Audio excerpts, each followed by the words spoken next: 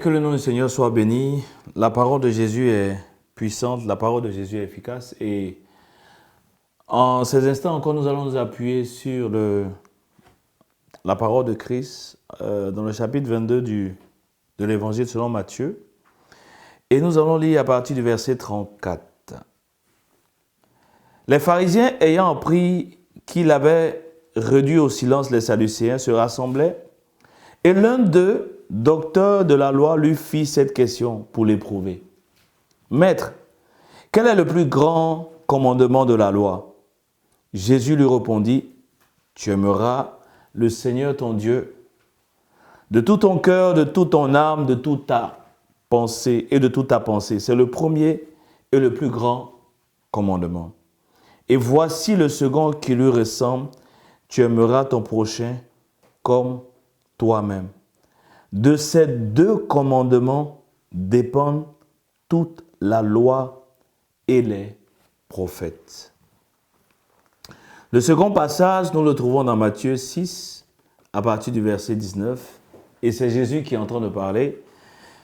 Ne vous amassez pas des trésors sur la terre, où la teigne et la rouille détruisent, et où les voleurs percent et dérobent.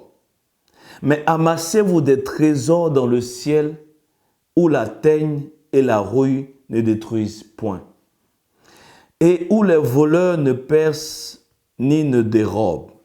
Car là où est ton trésor, là aussi sera ton cœur. L'œil est la lampe du corps. Si ton œil est en bon état, tout ton corps sera éclairé. Mais si ton œil est en mauvais état, tout ton corps sera dans les ténèbres. Si donc la lumière qui est en toi est ténèbres, combien seront grandes tes ténèbres? Nul ne peut servir deux maîtres, car ou il haïra l'un et aimera l'autre, ou il s'attachera à l'un et méprisera l'autre. Vous ne pouvez servir Dieu et Mammon. Sois glorifié, Dieu trois fois saint, Père éternel. Sois glorifié, Père. Merci pour ta parole. Elle donne la vie. Merci qu'il en soit ainsi au nom de Jésus. Amen. Dans le premier verset qu'on a lu, Jésus essaie d'expliquer aux pharisiens qui voulaient lui tendre un piège, essaie de lui expliquer un fondement, une fondation par rapport à notre relation avec Dieu, par rapport à notre relation avec Jésus. Il dit, tu aimeras le Seigneur ton Dieu de tout ton cœur, de toute ton âme, de toute ta pensée. Le pharisien, en posant la question, peut-être s'attendait à une activité, une action ou quelque chose qu'on devait observer en tant que commandement. Mais Jésus revient dans les Écritures. Parce que avant que les commandements en tant que respect d'action ou d'acte ne soient donnés, cette phrase les précédait. Il dit, tu aimeras le Seigneur ton Dieu. Jésus n'a fait que reprendre en fait ce qui était déjà écrit. Et Jésus dit avec un peu plus de précision qu'en fait, c'est le plus grand commandement. L'amour que nous avons pour Dieu. En d'autres termes, ce que Dieu attend le plus de nous, c'est qu'on puisse l'aimer. Ce que Dieu veut voir le plus dans notre vie, ce n'est pas le jeûne, ce n'est pas la prière, ce n'est pas toute activité qu'on peut dire spirituelle. Ce que Dieu veut voir, c'est un amour indéfectible et total pour lui. C'est le plus grand commandement. Dans d'autres évangiles, Jésus va dire, il n'y a pas de plus grand commandement que ces deux-là. Tu aimeras le Seigneur, ton Dieu, de tout ton cœur, de toute ton âme, de toute ta pensée. Donc, voici là où Dieu nous attend. Voici ce que Dieu attend de nous. Un amour total pour lui. Un amour vrai pour lui. Et dans le livre de Matthieu 6, Jésus va attirer notre attention pour nous montrer encore la séduction qui peut nous conduire à ne pas honorer ce commandement que Dieu attend. Qu'est-ce que Jésus nous dit? Il dit, ne vous amassez pas des trésors sur la terre. Contrairement à ce que nous entendons, nous allons posséder, nous allons posséder. C'est bien les paroles de Jésus-Christ que nous sommes en train de citer. Jésus, s'était-il trompé? Non, absolument pas. Il dit, ne vous amassez pas les trésors sur la terre. Parce que la suite du verset va nous dire que le désir de nous amasser des trésors sur la terre va nous détourner de ce commandement, justement. Parce que ça va nous emmener à nous attacher à la source qui nous conduit au trésor sur la terre, Mammon, qui est l'argent. Il dit dans le verset 24, « Nul ne peut servir deux maîtres. » Il dit, c'est impossible de servir deux maîtres. C'est illusoire de penser qu'on peut servir Dieu et l'argent. Ou nous servons Dieu, ou nous servons l'argent. Et à ce propos, il dit notre amour va aller vers celui que nous servons. Il n'y a pas de discussion possible, il n'y a pas d'autre option possible. Ou bien nous aimons Dieu et nous le servons, ou bien nous aimons l'argent et nous servons l'argent. Jésus dit, notre cœur sera occupé par Dieu ou par l'argent. Il n'y a pas d'autre alternative. Et donc, si notre cœur se tourne vers l'argent, en disant que sans argent, on ne peut rien faire sur cette terre aujourd'hui, c'est encore là une séduction. C'est plutôt sans Dieu qu'on ne peut rien faire. Ce n'est pas sans argent. Dieu, pour donner un exemple, n'est pas obligé de nous donner du liquide. Dieu peut faciliter des connexions. Dieu peut susciter des personnes. Dieu peut emmener des personnes vers nous à qui il a donné déjà des richesses. Nous ne sommes pas obligés de chercher ces richesses parce que, soi-disant, nous voulons ces richesses pour pouvoir faire l'œuvre de Dieu. Non.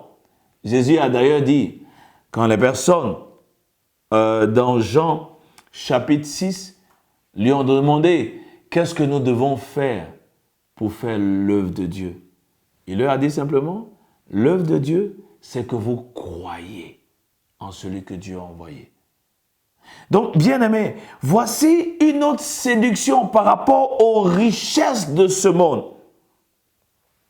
Nous, en nous appuyant sur les paroles de Jésus, ce qu'il nous explique, c'est qu'au-delà de l'aspect physique, les richesses vont prendre notre cœur.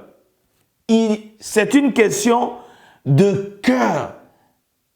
La séduction des richesses a pour objectif de nous emmener à ne pas obéir à ce plus grand commandement que Dieu nous a donné. Il dit, tu aimeras le Seigneur de tout ton cœur. Donc, une fois que quelque chose prend la place de Dieu dans notre cœur, nous sommes perdus. Nous sommes égarés. Nous sommes perdus. Jésus-Christ essayait et voulait attirer notre attention sur le fait de veiller sur notre cœur, de protéger sur notre cœur. Et il va dire, ce verset me bénit, au verset 25, il dit, c'est pourquoi je vous dis, ne vous inquiétez pas pour votre vie, de ce que vous allez manger, ni pour votre corps.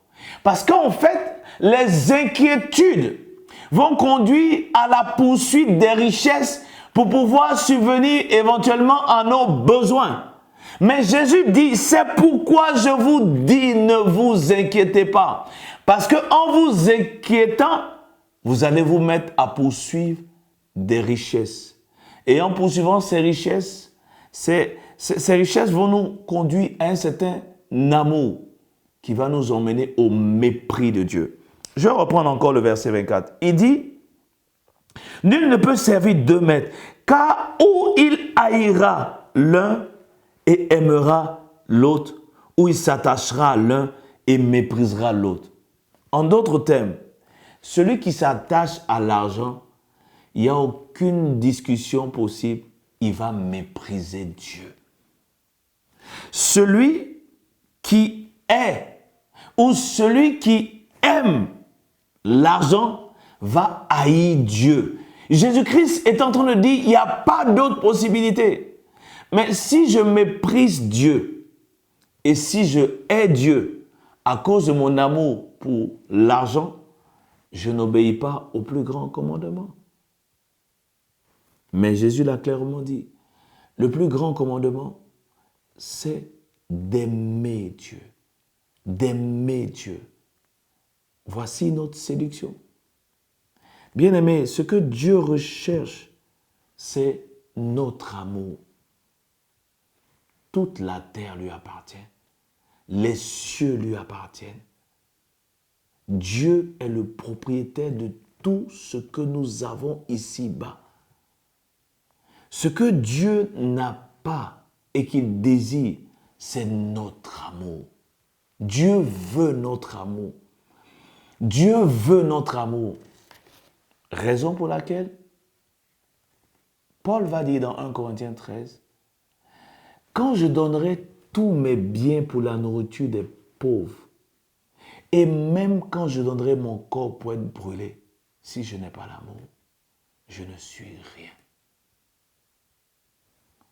Ce que Dieu veut, et cela nous voulons le marteler encore, ce que Dieu veut, ce n'est pas d'abord nos prières, ce n'est pas tout ce que nous pouvons faire comme offrande, ce n'est pas tout ce que nous pouvons faire dans sa maison.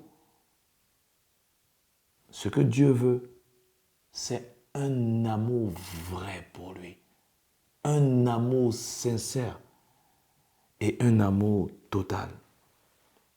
Jésus dit, voici le plus grand commandement.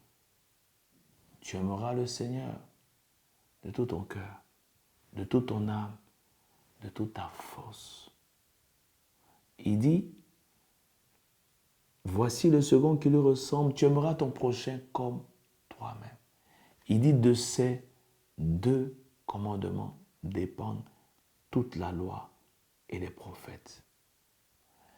Nous avons voulu, pour ces instants, essayer de nous emmener à nous questionner où est-ce que nous en sommes par rapport à notre amour pour le Seigneur. Le livre d'Apocalypse, Jésus, en interpellant cette église, dit de revenir à son premier amour. Bien-aimés, est-ce que nous sommes les mêmes qui passions des heures enfermés avec le Seigneur? Est-ce que c'est le cas aujourd'hui où nous avons été séduits par les richesses? Et aujourd'hui, c'est une recherche effrénée de l'argent. Effrénée de l'argent.